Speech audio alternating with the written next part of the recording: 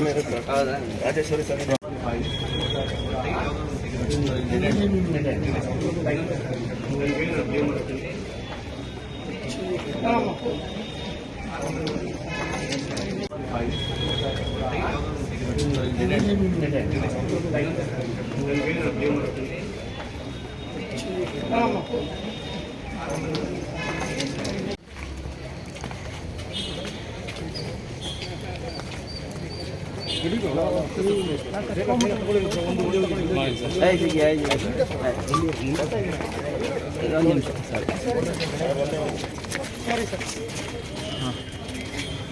ನಿಮಿಷ ಸರ್. ಹೌದಾ ರಾಜೇಶ್ವರಿ ಸರ್.